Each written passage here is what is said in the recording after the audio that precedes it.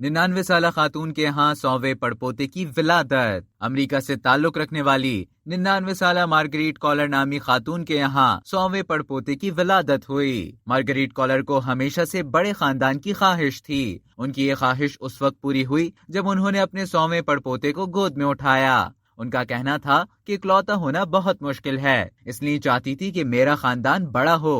میرے 11 بچے اور 56 پوتے پوتیاں ہیں۔ مارگریٹ کالر کا کہنا ہے کہ وہ انتہائی خوش قسمت ہیں کہ انہوں نے اپنی 3 نسلیں دیکھ لیں۔ انہوں نے اپنے 100ویں پڑپوتے کا نام اپنے مرحوم شوہر کے نام پر ولیم کالر رکھا ہے۔